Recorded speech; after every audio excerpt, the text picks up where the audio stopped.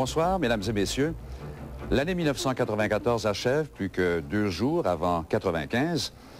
Mais avant d'entamer cette nouvelle année, nous vous proposons ce soir de faire le bilan de celle qui prend fin, un peu comme si vous la voyiez défiler devant vous dans tout ce que l'actualité au pays comme ailleurs dans le monde a fourni d'événements marquants ou révélateurs des tendances de société.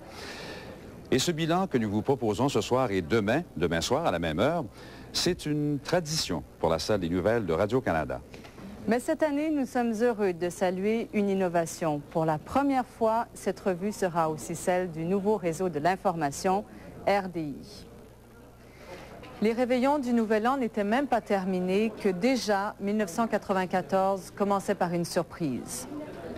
En s'emparant à l'étonnement général de plusieurs villes et villages de la région isolée du Chiapas au Mexique, des guérilleros voulaient attirer l'attention sur les conditions de vie misérables des Indiens mayas, le jour même de l'entrée en vigueur de l'accord de libre-échange nord-américain, l'ALENA.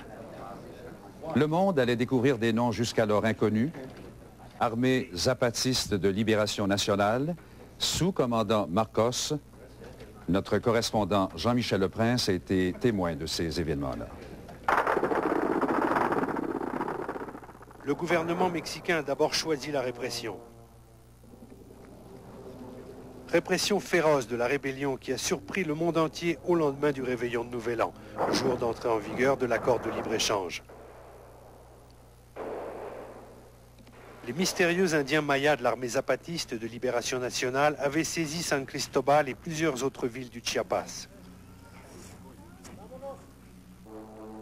Des centaines de personnes ont trouvé la mort dans les combats, beaucoup tués par on ne sait trop quel camp.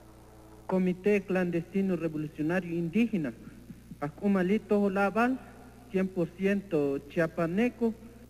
Una palabra que es grandiosa. Puis, volte-face, Mexico envoie son représentant, la négociation interrompt le combat.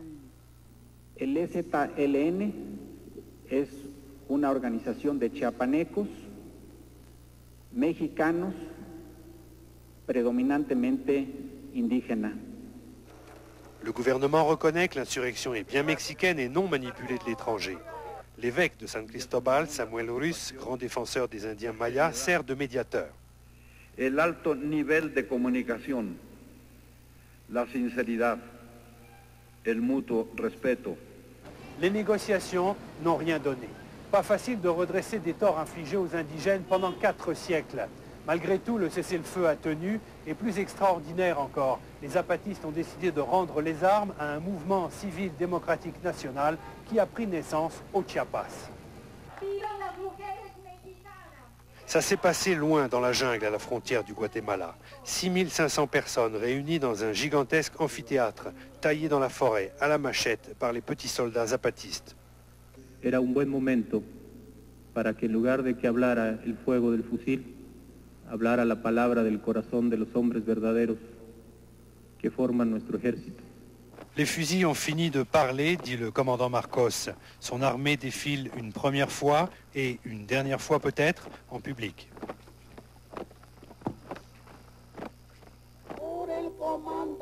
Pour beaucoup de Mexicains, Marcos est devenu un héros de légende.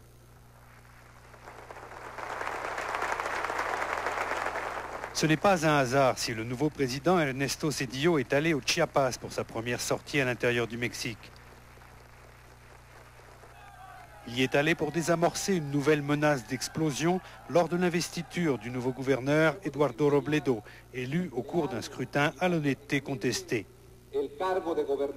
Comme pour son prédécesseur, le Chiapas sera probablement le cauchemar d'Ernesto Zedillo. Para que el ejército mexicano mantenga el cese al fuego.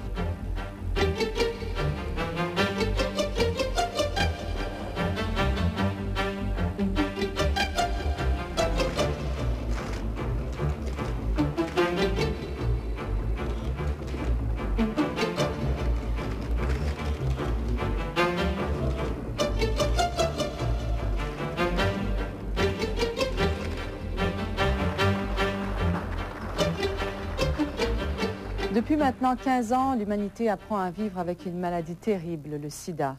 Et l'on sait maintenant que le sang, source de vie, peut aussi donner la mort. Parmi les premières victimes, les hémophiles, qui doivent leur survie à des transfusions de produits sanguins, des produits fortement contaminés par le virus du sida, le VIH, jusqu'au milieu des années 80. Les autorités médicales auraient-elles pu éviter cette tragédie? Cette question, le juge Horace Craver tente d'y répondre en présidant la commission d'enquête sur le sang contaminé. Toute l'année, il a entendu des témoignages bouleversants. Lynn Pagé.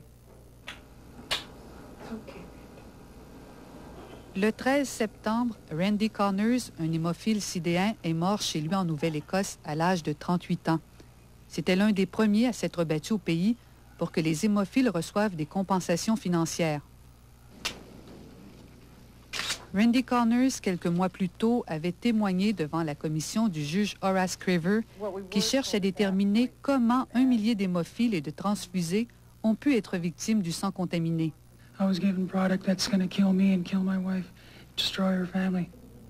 La commission Craver, qui a siégé à travers tout le pays cette année, a entendu des centaines de témoignages. Les hémophiles ont crié leur révolte. Ils reprochent à la Croix-Rouge et aux autorités médicales de ne pas les avoir mis en garde, de ne pas les avoir avertis que les facteurs de coagulation qu'ils utilisaient étaient potentiellement contaminés par le virus du sida entre 1982 et 1985. D'autres alternatives, les hémophiles en avaient. Comme quand je me suis traité les 15 premières années de ma vie, avec des bandages, de la glace et de l'immobilisation.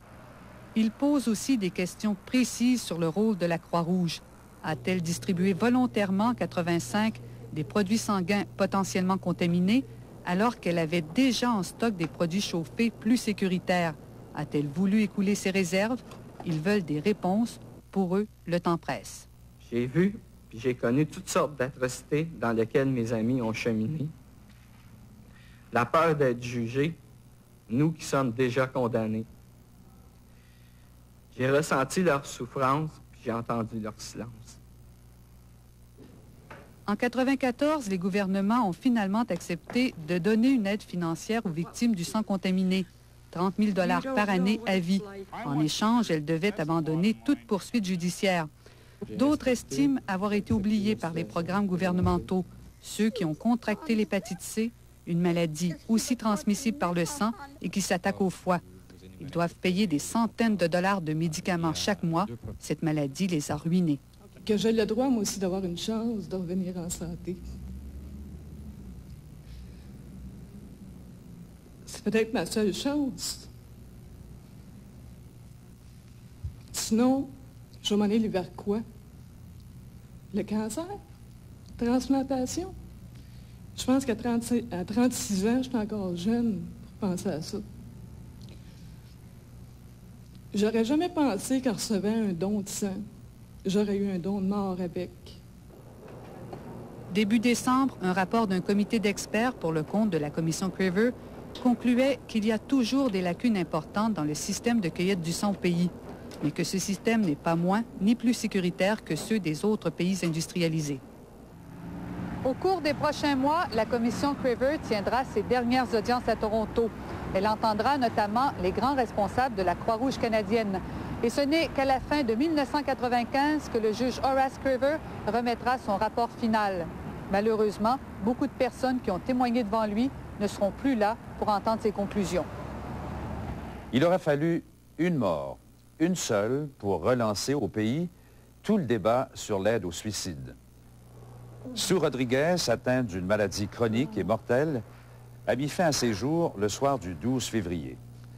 Un médecin dont on ignore toujours l'identité l'a assisté dans son suicide. Présent aussi, le député néo-démocrate Sven Robinson qui a décrit avec beaucoup d'émotion les dernières heures de son ami Sue. Plus tard, il a présenté aux communes un projet de loi privé pour légaliser l'aide au suicide. Mais les médecins qui ont soigné Sue Rodriguez ont affirmé que sa mort n'était pas justifiée. Leurs patientes, ont-ils dit, n'étaient pas à l'article de la mort et elles ne souffraient pas physiquement. On s'est réveillé, tout branlait dans la maison. Il y avait des bruits de verre qui se brisaient. Puis le lit se promenait dans la chambre. La Californie s'attendait au Big One. le gros tremblement de terre de la faille de San Andreas. Ce n'était pas lui, mais les gens de Los Angeles ont eu la frousse de leur vie. Le séisme a frappé à 4h30 le matin. Au lever du soleil, voici ce qu'ils ont découvert.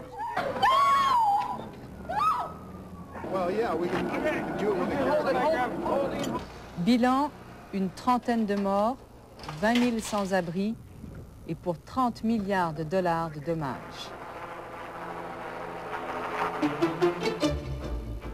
Je, Daniel Johnson, jure que je remplirai les devoirs de ma charge de Premier ministre avec honnêteté et justice. Ainsi Dieu me soit en aide.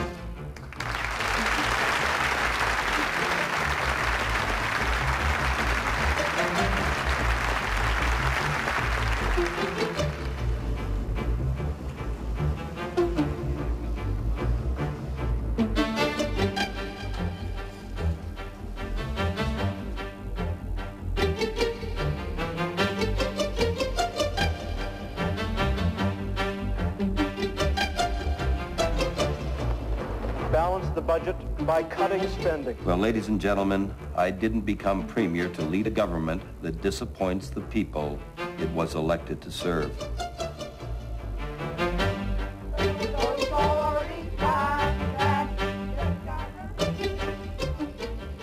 Tout au long de l'année, les citoyens et les politiciens se sont débattus avec le fameux dilemme des déficits gouvernementaux, malgré des taxes sans cesse plus élevées. Et s'il est une taxe qui, mieux que toutes les autres, a symbolisé un ras-le-bol général, c'est bien la taxe sur le tabac. Souvenez-vous, en début d'année, des centaines de milliers de Canadiens, au Québec surtout, défiaient ouvertement la loi en achetant des cigarettes de contrebande. Maxence Bilodeau nous rappelle ce qui s'est passé. Vous rappelez-vous combien coûtait une cartouche de cigarette à pareille date l'an dernier au Québec? Autour de 46 $. Et combien est-ce qu'elle coûte aujourd'hui? Environ 20 $. Une baisse de taxes spectaculaire pour contrer un phénomène tout aussi spectaculaire par son ampleur, la contrebande de cigarettes. Début 1994, des milliers de boîtes de cigarettes entrent illégalement au Canada en empruntant pour l'essentiel le territoire d'Akwesasne. Des Autochtones vendent ces cigarettes dans les réserves sans jamais être embêtés par la police. Mais la contrebande a pris des proportions gigantesques parce que des centaines de simples citoyens se sont transformés en vendeurs et des dizaines de milliers d'autres en acheteurs. Les commerçants sont au désespoir et forment le MATRAQ, le mouvement d'abolition des taxes réservées aux cigarettes. L'ouverture de la première boutique hors taxe au Québec. Le MATRAQ tient sa première vente de cigarettes de contrebande à 20 $ la cartouche. Le succès est instantané. Il n'y a pas un chrétien dans le monde, même le pape, il va acheter celle-là, 6,40 $. Pourquoi que les Indiens, eux autres, ils auraient le droit, puis que nous autres, on n'aurait pas le droit d'avoir les mêmes privilèges? Dans le fond, on est au Québec, on vit tous dans la même province. Cette période de désobéissance publique coïncide avec l'entrée en fonction de Daniel Johnson comme premier ministre. Il est évident, par ailleurs, qu'on doit agir. À Ottawa, Lucien Bouchard prend fait et cause pour le MATRAQ. Ces gens sont excédés par l'inaction chronique du gouvernement fédéral et de la GRC à faire échec à la contrebande de cigarettes. Et le MATRAQ continue de matraquer. Une deuxième vente à Ascot et une troisième à la Chute. Ici, c'est même le maire qui coupe le ruban. Les gouvernements sont sur le point de céder. La ministre fédérale de la Santé tente de renverser la vapeur. Tous les jours, on a 100 enfants qui commencent à fumer. Moi, qu'est-ce qui m'inquiète, c'est ce fléau-là. Il faut l'arrêter absolument. Le MATRAQ frappe encore, cherche à provoquer une action gouvernementale. On est des moutons, mais on est tannés d'être moutons, les Québécois. Il faut faire quelque chose. Sais-tu qu'est-ce qu'ils attendent? Ils attendent une émeute, c'est ça qu'ils attendent. C'est ça qui va arriver avant longtemps. Mais ce jour-là, la GRC arrête 5 sympathisants du MATRAQ. Pourquoi vous les arrêtez? Il y a de l'injustice contre les Québécois! Jean Chrétien répond qu'il va s'attaquer à tous les contrebandiers. Et nous avons demandé à la police, très clairement, de prendre tous les moyens nécessaires pour faire respecter la loi par tous les citoyens du Canada dans toutes les parties du pays. Ainsi commencent les rumeurs d'invasion des réserves autochtones. Les chefs Mohawks rencontrent les dirigeants de la GRC. On leur dirait que non, il n'y a pas de tel projet. Et c'est dans ce climat de tension et de désobéissance civile que le gouvernement fédéral cède et annonce des